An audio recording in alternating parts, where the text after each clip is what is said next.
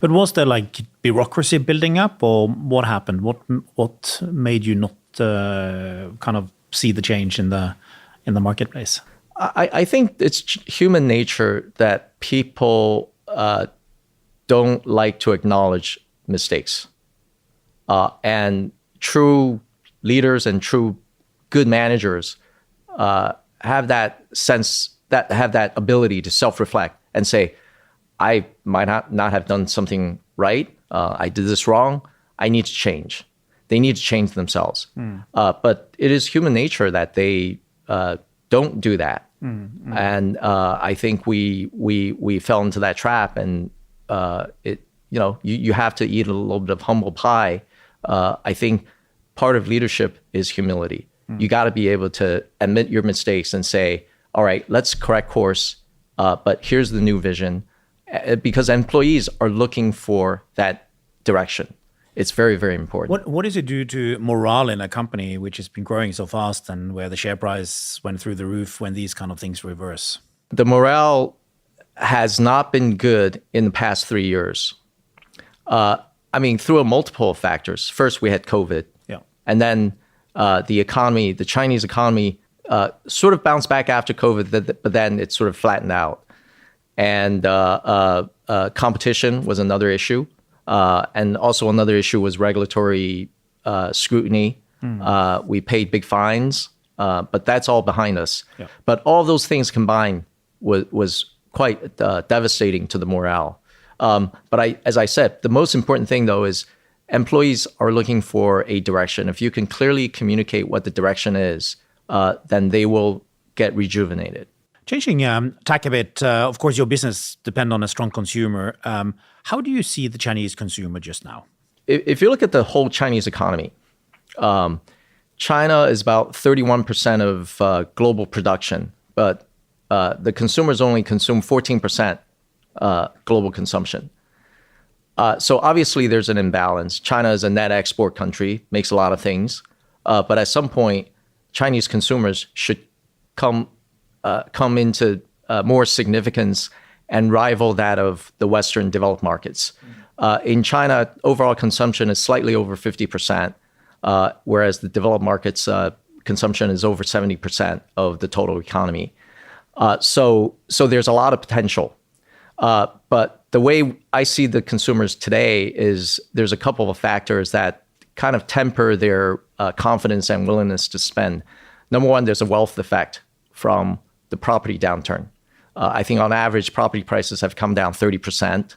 And so when people's assets, a lot of their wealth is tied up in real estate, they don't, and this sort of downturn happens, they don't feel as wealthy, and they want to save, they want a propensity to spend is diminished. The second thing is, I think young people today are still worried about being able to get a job. Just look at ourselves. In the last several quarters, we've had headcount reductions just through attrition. It's not like we were laying off people, but just through attrition, we're not hiring. I think it's important that businesses, especially private businesses, are given incentives and the signal and the confidence to invest and hire people. So when people don't feel very certain about the future, about their job stability, then their propensity to spend is also affected. The ability to spend, though, is there. China has very high savings rate, and people household cash is still very strong. Yeah, we had expected the upturn after COVID in China to be stronger than what actually happened, but it sounds the same. It sounds like the same. You had the same opinion. Well, I just said consumer confidence is quite low right now because of the wealth effect and uncertainty about employment in the future. You mentioned increased regulation. Are you still seeing increased regulatory pressure? I don't think it's increasing. I think regulatory framework is now more clear.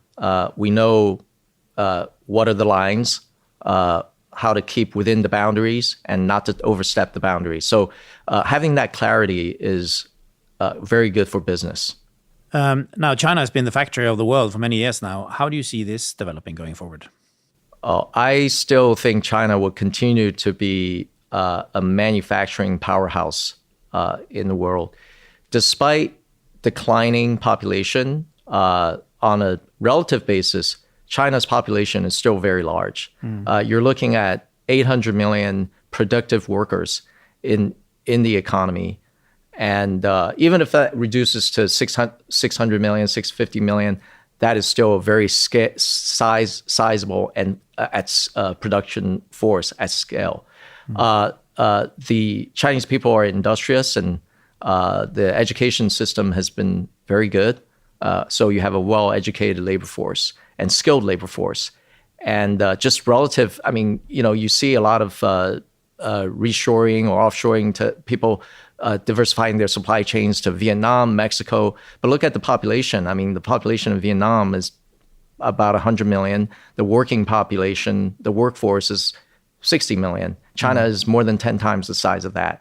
They will never be able to replace China as the manufacturing center of the world. Now, we are now in the second year in the AI revolution. How do you approach AI as a firm? We're one of the largest cloud players in China. So AI is essential. Having a good large language model that is proprietarily developed in-house is very, very important because it helps our cloud business. If we have a great LLM and other developers are developing on top of it, they're using our computing services, right? So we see AI as very much the left hand and right hand for our cloud business. And the other aspect is the e-commerce business is one of the places where you can have the richest use cases for AI.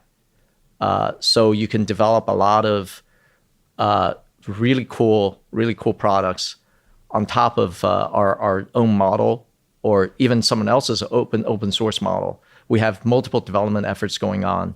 And in those scenarios, for example, you can try something on using virtual dressing rooms.